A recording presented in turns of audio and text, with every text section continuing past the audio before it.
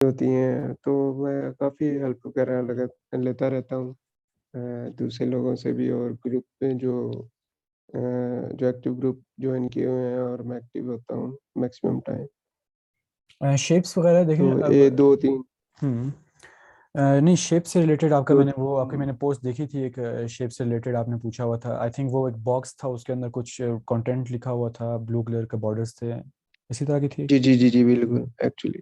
जी, जी, जी, बिल्कुल। एग्जैक्टली उस पर मैंने रिप्लाई भी किया था।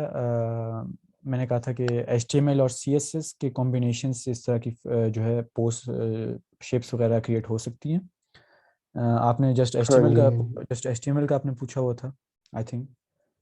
नहीं, एचटीएमएल सीएसएस जैसे भी हो लेकिन वो हो जाए बस एचटीएमएल से सीएसएस दोनों से हो जाए। और उसके लिए असल में देखें, ये एक चीज़ है जो मैंने आपको असाइनमेंट शेयर की हुई है HTML CSS की।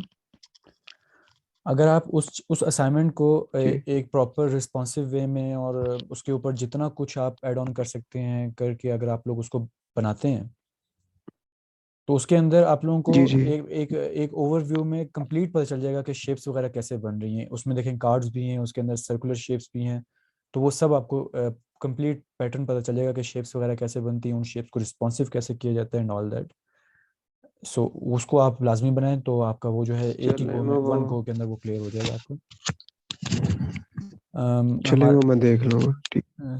ओके, हमारे साथ बिलाल गौरी हैं, तो बिलाल गौरी भाई, आपका एक कोई क्वेश्चन था, आई थिंक। आपको आवाज़ आ रही है?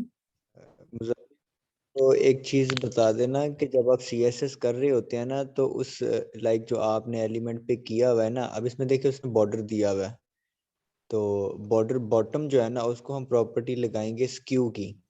स्क्यू से आपने उसको डायगोनल रखना है। डायगोनल कितने पिक्सल, मतलब उसमें ना एंगल होता है डिग्रीज के हिसाब से। ठीक है, कितने डिग्री एंगल पे आपने उसको स्क्यू करना है, वो उस हिसाब से ना आपका सेट हो जाता है। इसमें चलिए। ज्यादा कोई बड़ी रॉकेट साइंस नहीं। हाँ, तस वो थोड़ा सा शायद डिस्कनेक्ट हो गए हैं। जी, जी, वो सॉरी। इंटरनेट इशू की वजह से शायद। जी, सॉरी, थोड़ा सा इंटरनेट का इशू था हमारा। और जी, तो सर सर क्वेश्चन एक है एक। क्वेश्चन। जी जी जी, जी। जी गौरी भाई बोलें, बल्कि तहसीन भाई आप। जी, सर एक्चुअली जो शायद ये थोड़ा-सा रिलेटेबल ना हो, लेकिन एक चीज़ जो है ना वो ये है कि हम प्रोजेक्ट मैनेजमेंट जो है ना एक स्टार्ट से और एंड तक एक्चुअली मेरा मेन फ़ोकस आजकल यही है कि मैनेजमेंट पे काम कर रहा हूँ मैं, कि अगर एक प्रोजेक्ट हम स्टार्ट करते हैं, उसकी प्रॉपर मैनेजमेंट, उसकी डॉक्यूमेंटेशन, स्कोप ऑफ वर्क ये वो चीज़ें आप ये भी गाइड करेंगे ना इन फ्यूचर में? देखें, इसके अंदर ऑब्वियसली जैसे ही हम लोग अपने रिएक्ट को कवर कर लेते हैं, उसकी फ्रंट एंड साइड को कंप्लीट कवर कर लेते हैं, react redux, react GraphQL and all that. फिर हम लोग उसको जब हमारे full hmm, hmm. Full stack projects की तरफ हम जाना स्टार्ट होंगे, बैकएंड की तरफ जाना स्टार्ट होंगे, तो उसके अंदर फिर प्रोजेक्ट मैनेजमेंट एक सेपरेटली फिर आपको बताई जाएगी कि किस तरह से आप एज अ डेवलपर आप प्रोजेक्ट मैनेजमेंट को आप लेके चल सकते हैं अपने साथ साथ, जो है किस तरह से किन टूल्स को आप यूज़ कर सकते हैं और किस तरह से यूज़ कर सकते हैं डेवलपमेंट के अंदर एंड ऑल दैट। तो यस, उसके बारे में आपको बताएंगे, लेकिन ऑब्वियसली एट दिस स्टेज तो हम नहीं बता सकते, लेकिन बैकएंड जब स्टार्ट होगा हमारा जी, तब जी, हम मैं बताएंगे। नहीं, नहीं, मैं वो पूछना भी नहीं चाह रहा था, मैं एक्चुअली यही पूछ रहा कन्फर्म करना चाह रहा कि मतलब आपको इसका होगा ही पता ही होगा। तो बस यही कन्फर्म करनी थी। जी और जीएस में जो जावास्क्रिप्ट में इसमें जो बेस्ट प्रैक्टिसेज़ होती हैं, वो साथ-साथ आप जो है ना वो कवर अप किए रखे करें और इससे बड़ी हेल्पफुल होती है चीज़ें। जी जी, इंशाल्लाह बाकी बिल्कुल। यही मेरे क्वेश्चन थे और अगर आप और कोई भाई को जी, पूछना है तो पूछ सकते हैं। बिलाल गौरी भाई, आप अनम्यूट कर सकते हैं खुद को, अगर आपको कोई क्वेश्चन है आप बिल्कुल पूछ सकते हैं। अस्सलाम वालेकुम सर। वालेकुम सलाम। सर मैंने पूछना था आपसे, मैंने बल्कि वो मैसेंजर पे किया भी था मैसेज। मैंने कहा था कि मेरा फाइनल ईयर प्रोजेक्ट आ गया यूनिवर्सिटी का। जी जी तो उससे मुताबिक कि ना उन्होंने कहा कि आपने ना 6 मंथ तक ना उस प्रोजेक्ट को ना कंटिन्यू रखना है। तो अब मुझे ये समझ नहीं आ रही कि मैं कौन सा, वो कह रहा है जी ना आपने कोई सिंपल साइट नहीं बनानी, आपने कोई एक वेब एप्लीकेशन या वेबसाइट बनानी है जो बड़ी हो, मतलब ये नहीं हो कि 3-4 पेज की हो, हम्म। अच्छी खासी बड़ी हो, मतलब वो कह रहे हैं, या कोई वेब एप्लीकेशन बनानी है। अब मुझे ये समझ नहीं आ रही मैं कौन सी बनाऊं वेब एप्लीकेशन, क्योंकि मुझे मन स्टैक के ना तकरीबन आती है। ऑलराइट, मैं बता देता हूँ कि मैंने एक क्रिएट की थी एक वेब एप्लीकेशन मर्न स्टैक के ऊपर, एक बहुत एक्सटेंसिव एप्लीकेशन थी वो, और मतलब सिंपल थी, लेकिन ये था कि उसके अंदर बहुत कुछ था, एडमिन पैनल था, क्लाइंट पैनल था एंड ऑल दैट। तो आई थिंक अगर इस तरह की कोई वेब एप्लीकेशन के बारे में मैं आपको बताऊं तो वो आपके लिए हेल्पफुल होगा क्या? ठीक है, ये admin panel, client panel end user management and all that. तो जी जी सर, ये भी ठीक है। उसके अंदर ये होता है कि आपने फाइवर पे अगर आप जाएं, आप देखिए तो वहाँ पर गिग्स बनी होती हैं, आपकी गिग होती है, मल्टीपल गिग्स। आप अगर बायर अकाउंट से जाएंगे तो हाँ जी। वहाँ पर जो है वो आपको फाइवर पे गिग्स वगैरह शो हो रही होती हैं, एंड वो आप उन गिग्स को जस्ट शो देख सकते हैं एंड उसके अंदर कुछ कर नहीं सकते। ओके। जी और एक तरफ एडमिन साइड होती है जिसके अंदर फिर आप उसको डिलीट भी कर सकते हैं, आप उसको एडिट भी कर सकते हैं एंड ऑल दैट, आप सब कुछ कर सकते हैं आप, क्योंकि उसके एडमिन होते हैं उस प्रोफाइल के अपने। तो इस तरह जी की जी एक मैंने क्रिएट की थी, और उसके अंदर ये था कि आपने एक एडमिन साइट बनानी है, उसके अंदर हमारे पास क्लाइंट्स होंगे जिनका क्लाइंट्स का डेटा शो हो रहा होगा कि कौन सा क्लाइंट है, उसका उसकी उसकी profile info and all that. Okay. और हाँ जी। उसके अगर उसने कोई फॉर एग्जांपल कोई किसी ने उसको रेकमेंड किया हुआ है या समथिंग लाइक दिस, तो वो क्लाइंट होगा, और उसकी फिर जॉब्स होंगी कि वो कौन कौन सी जॉब्स कर रहा है, कितनी कौन कौन सी जॉब्स उसने अच्छा। कर ली हैं, कौन कौन सी जॉब्स करंटली वो कर रहा है। ओके। हाँ जी। और उन जॉब्स के अंदर फिर आपने टाइमर सेट किया होगा, आप एक स्टॉप वॉच हर जॉब के अंदर शो कर रहे होंगे कि कौन सी जॉब कितनी रहती है, उसकी ड्यू लिमिट क्या है और कितनी रहती है एंड ऑल दैट। और उसके अंदर फिर ये आप मैं बता रहा हूँ कि एडमिन साइड पे, क्लाइंट की साइड पे मैं दोबारा फिर आऊँगा, लेकिन एडमिन साइड पे फिर ये होगा कि आपको सब क्लाइंट्स का शो हो रहा होगा डेटा। ओके।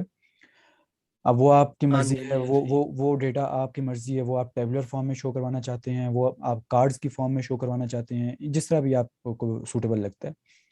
अब ये तो एक सिंपल हमें एक चीज़ लग रही है कि आप उसके अंदर फॉर एग्जांपल एपीआई कॉल करते हैं, रेस्ट एपीआई यूज़ करते हैं या ग्राफक्यूएल की एपीआई यूज़ करते हैं, और आप डेटा मंगवा रहे हैं और डेटा को टेबुलर फॉर्म में शो कर रहे हैं। ओके। तो ये तो एज सच कोई रॉकेट साइंस इसमें है नहीं करने की। आपको आवाज़ आ रही है मेरी क्लियर? ये तो एडमिन पैनल। जी जी सर, ये तो एडमिन पैनल हो गया ना एक तरह का। जी। अब एडमिन बाकी जो पैनल के अंदर क्लाइंट साइड की तरफ होगा। एग्जैक्टली अब एडमिन पैनल में ये होता है कि फिर आपने एक क्लाइंट की पर्टिकुलर जॉब्स होंगी, आपने उनको लिंक करना है उस पर्टिकुलर क्लाइंट से एक डेटाबेस के थ्रू एंड बैकएंड में। और उसके बाद उन जॉब्स को जो है आपने फिर उसके अंदर ये भी मेंशन करना है कि इसके साथ कौन सा और क्लाइंट अटैच है। जिस तरह आप करते हैं ना अक्सर कि आप फॉर एग्जांपल आपके पास 10 क्लाइंट्स हैं, तो आप कहते हैं कि मैं इस हाँ, जॉब के अंदर मेरे साथ दो आवाज क्लाइंट्स सही और नहीं आ अटैच रही हैं। आपकी। आवाज़ मेरी क्लियर है? सर आवाज नहीं आ रही है आपकी, कट रही है आप। ओके, मुझे जस्ट एक सेकंड दीजिएगा, मैं थोड़ा सा इसको कनेक्ट कर लूँ दोबारा।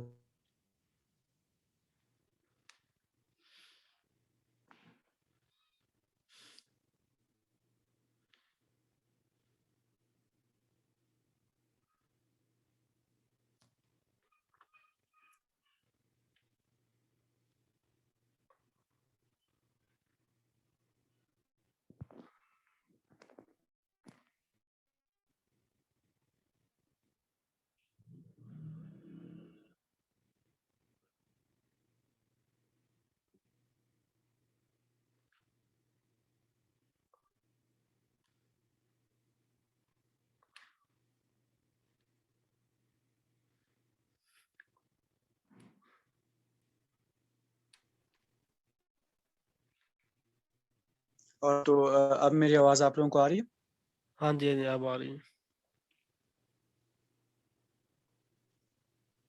ओके। सो अब उसके अंदर फिर ये होता है कि आप जॉब्स को रिलेट करते हैं। फॉर एग्जांपल अगर 10 क्लाइंट्स, उन 10 क्लाइंट्स में से 2 क्लाइंट्स जो हैं वो काम करना चाह रहे हैं, तो आप जॉब के सेक्शन में उनका ईमेल एड्रेस वगैरह लिंक करते हैं, फेच करते हैं और उसको डिस्प्ले करते हैं। तो उसके अंदर फिर आप एडमिन पैनल में जितनी भी कॉम्प्लिकेशंस आप क्रिएट करना चाहते हैं वो आप क्रिएट कर सकते हैं। आप डिलीट करना चाहते हैं किसी जॉब को, आप किसी जॉब को एडिट करना चाहते हैं, आप उस जॉब के अंदर फाइल अपलोड्स करवाना चाहते हैं, मेरा ये था फाइल अपलोड्स वगैरह वाला पोर्शन ऐड करना था, तो ये कुछ कॉम्प्लेक्सिटीज जो हैं ये आप ऐड कर सकते हैं इन एडमिन पैनल। ओके, जी जी अब अगर हम बात करें क्लाइंट साइड की, तो क्लाइंट साइड में ये है कि फिर आपको क्लाइंट साइड के अंदर उस पर्टिकुलर क्लाइंट से रिलेटेड जॉब्स वगैरह आपको दिखानी होंगी कि उस पर्टिकुलर क्लाइंट से रिलेटेड कौन कौन सी जॉब्स हैं। अब उसके अंदर फिर वो क्लाइंट जो है वो जॉब क्रिएट भी कर सकता है अपने लिए, और उसके बाद वो जॉब को एडिट भी कर सकता है, उसके अंदर जो यूजर्स वगैरह हैं वो भी ऐड कर सकता है। लेकिन अब देखें जो हमारे पास जो रिस्ट्रिक्शन थी जो मैंने क्रिएट किया था उसके अंदर ये था कि आपको जस्ट उस क्लाइंट से मतलब आई मीन जो बाकी जो क्लाइंट्स थे उनका ईमेल एड्रेस आपको नहीं शो करना। एडमिन साइड पे आपने जितने भी आप ईमेल एड्रेस वगैरह किसी भी और क्लाइंट के साथ शो कर सकते हैं, लेकिन अगर क्लाइंट एक्सेस कर रहा है उस पैनल को तो आपने जस्ट उस क्लाइंट का ही एड्रेस शो करना है जॉब्स वगैरह के सेक्शन में, और किसी का डेटा शो नहीं करना। तो इसके अंदर फिर आप मल्टीपल कॉम्प्लेक्सिटीज, आप इमेजेस अपलोड का फीचर डाल सकते हैं, और आप उसके अंदर मजीद प्ले अराउंड कर सकते हैं। और आई मीन मुझे तकरीबन इसमें और भी बहुत सारे थी एड ऑन्स थे जो हमने ऐड किए थे।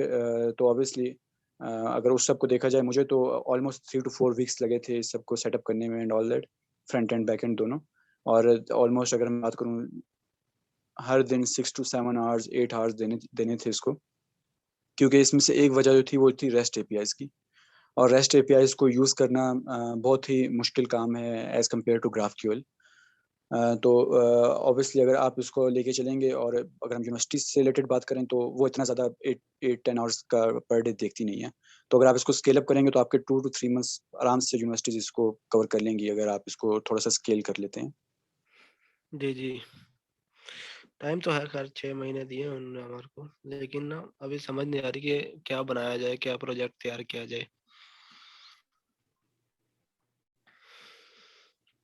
नहीं, आप इसी इसी को सिंपल लेके चल सकते हैं। और आजकल जो ज़्यादातर यही चल रहा है कि आप डैशबोर्ड्स बनाते हैं एडमिन और क्लाइंट के पैनल्स के, तो उसमें आप कुछ भी डेटा शो कर सकते हैं। मैंने एक फीचर आपको बताया, आप फाइवर के सेटअप का कोई वो ले लें, वेब एप्लीकेशन ले लें, और वो कोई यहाँ पे आपने अपने सिटी में कोई प्रॉब्लम वगैरह आइडेंटिफाई करके उसी के बेसिस के ऊपर आप उसका एक क्लाइंट और एक एडमिन पैनल बना दें, और अगर हो सके तो उसके अंदर आप कोई पेमेंट गेटवे भी इंटीग्रेट करवा दीजिएगा। ठीक है सर, तो आपकी मैं एक सोच रहा आप हूँ ऐसा ये हो सकता है, फिर पिछले आपका एक बिजनेस मॉडल भी क्रिएट हो जाएगा, और साथ साथ आपकी एक प्रॉपर वेब एप्लीकेशन भी रेडी हो जाएगी। ठीक है सर, ठीक। और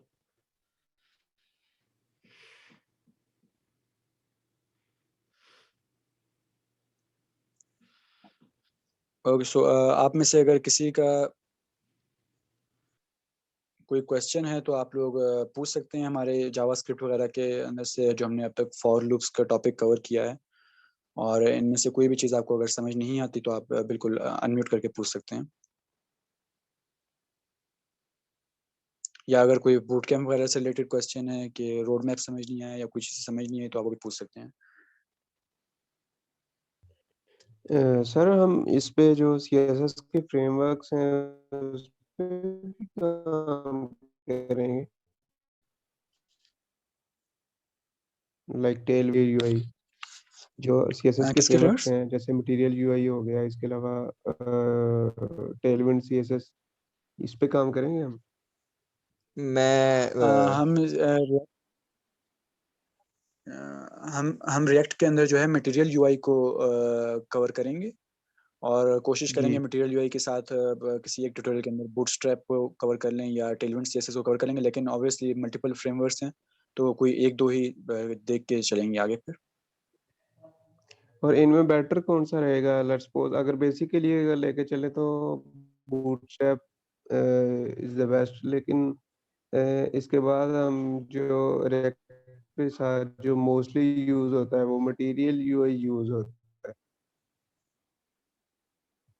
मटेरियल यूआई रिएक्ट के साथ जो है बहुत ही एक्सटेंसिवली यूज होता है। उसकी वजह ये है कि वो ना रिएक्ट के साथ उसके जो कंपोनेंट्स वगैरह होते हैं, ग्रिड सिस्टम होता है या रिस्पॉन्सिवनेस जो होती है वो बहुत ज़्यादा जल्दी अलाइन हो जाती है। वो रिएक्ट उसको इजीली उसके परफॉर्मेंस इश्यूज वगैरह सारे ख़त्म कर देता है।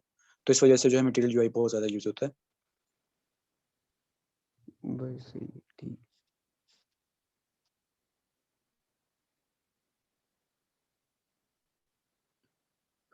और हमारे पास जो नए पार्टिसिपेंट्स हैं वो भी अपना कोई क्वेश्चन है तो पूछ लें, और अगर if everything is clear up till now JavaScript वगैरह में, रोड मैप में, अगर कोई आपका इशू है, आपको कुछ चीज़ समझ नहीं आई पिछले प्रीवियस ट्यूटोरियल्स में, तो वो पूछ लें।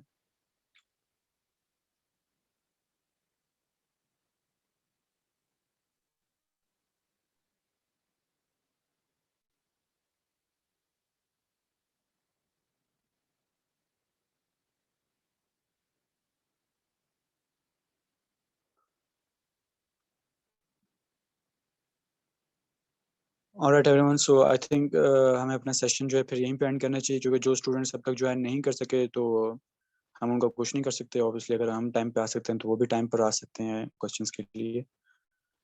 तो अल्लाह हाफिज़, और फिर मिलते हैं नेक्स्ट वीक। तब तक ट्यूटोरियल्स और भी आ जाएंगे, एडवांस जावास्क्रिप्ट के भी कुछ ट्यूटोरियल्स अगले वीक तक आ जाएंगे, तो there will be something interesting in next week. Allah हाफिज़। अल्लाह हाफ़िज़ सर।